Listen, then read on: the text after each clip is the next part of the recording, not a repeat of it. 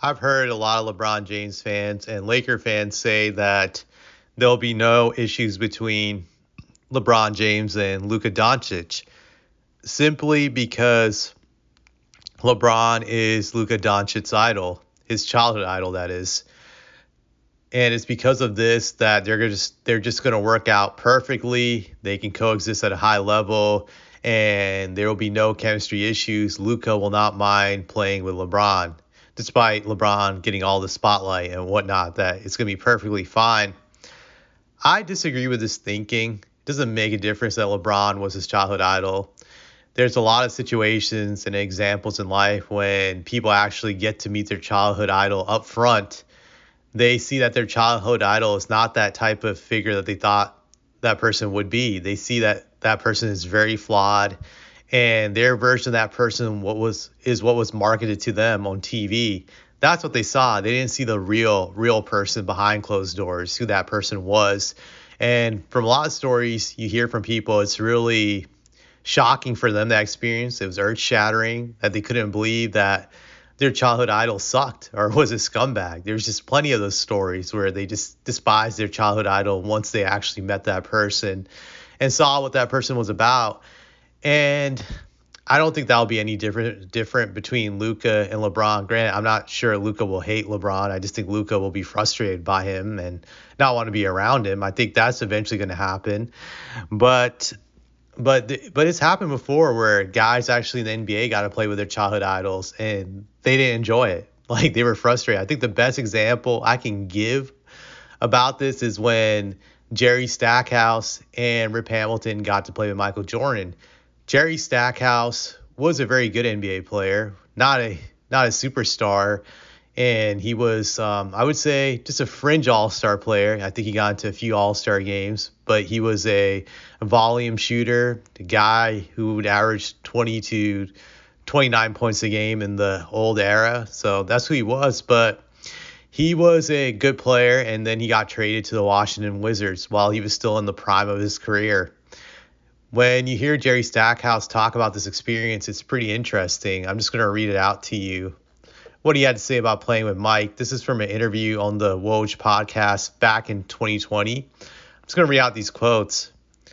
Honestly, I wish I never played in Washington, and for a number of reasons. I felt we were on our way in Detroit before I got traded there. It was challenging to be able to be in a situation with an idol who, at this particular point, I felt like I was a better player. Things were still being run through Michael Jordan, he continued. Head coach Doug Collins, I love Doug, but I think that was an opportunity for him to make up for some ill moments that they may have had back in Chicago. So pretty much everything that Michael wanted to do, we did. We got off to a pretty good start, and he didn't like the way the offense was running because it was running a little bit more through me. He wanted to get a little more isolations and for him on the post, of course. So we had more isolations for him on the post, and it just kind of spiraled in a way that I didn't enjoy that season at all. The kind of picture I had in my mind of Michael Jordan and reverence I had for him, I lost a little bit of it during that year.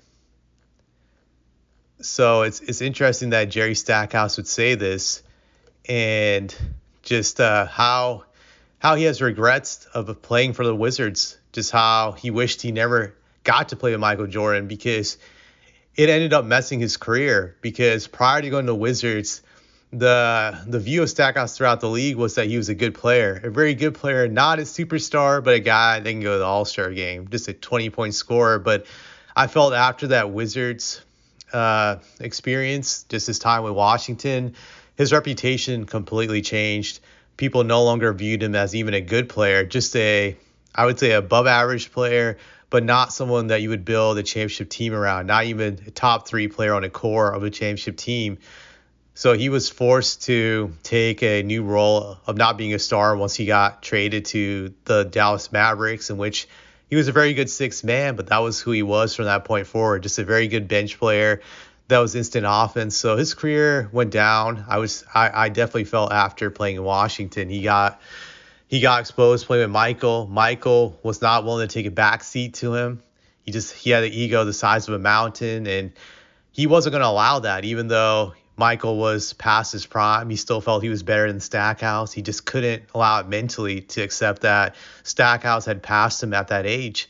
And I feel the same will apply to LeBron and Luka. I don't know how long LeBron will be with the Lakers. Lakers are pretty stupid, so it wouldn't shock me if they re-signed him this summer. But I think that's going to be the same thing with LeBron and Luka. I think LeBron will refuse to take a backseat to Luka. He's still going to feel he's the top dog on this team. LeBron never takes a backseat to anybody. And I think Luka will get frustrated by this. He will be very miserable playing with LeBron. He will no longer view him with the same reverence he once did as a kid growing up. He's going to definitely just change his view of LeBron in that sense. Like, wow, I really hate playing with this guy. This guy just sucks all the air out of me. I can't get my opportunities to shine. I can't be who I am around him. He takes away from my game. I can't be effective. I hate playing with this guy. I think that idol worship will be wiped away pretty soon, probably by the end of the season. I just don't see him enjoying playing with him. He may say the right things to the media, but these guys lie a lot. Like, plenty of guys said that they like playing with Kobe, but secretly behind closed doors, they would say another thing because they didn't want to have the media come after them or torture them, especially in LA. They would tell a different story behind closed doors about how much they hated playing with him. And I apply that to LeBron. Maybe he'll say the right things, but I can read body language. I can tell when people are miserable on the court, and I can tell when they have issues with other guys, and you can see it. Granted, it's still early, but I think Luka, when I see him play, the few games I've seen him with LeBron, he looks timid. He looks out of place. He looks miserable. He doesn't look happy. So it'll be interesting to see if that changes. I don't think it will. I think you'll see that throughout the season. And that's going to happen. And if you just go to the Rip Hamilton situation with Michael Jordan, that he also ended up not liking playing with Michael because Michael would put him down, would say stuff like, "You're not good enough to wear my Jordan sneakers or to be on Jordan brand, and you'll never win a championship." He actually did say that, and Michael Jordan confirmed it, saying that he did do that, and he did apologize to Rip once he won a title. But that shows in a nutshell that playing with your childhood idol is not always fun like you imagined it to be. And this will be the experience that I think Luka will have with LeBron. I don't think LeBron will be openly insulting Luka in his face like Jordan did with Rip or even Stackhouse, but I think LeBron will be passive about it by leaking stuff to the media through Clutch Sports about Luka's work ethic and how he's out of shape, all this other stuff. So I think that's going to go down. And that's pretty much all I have to say about this.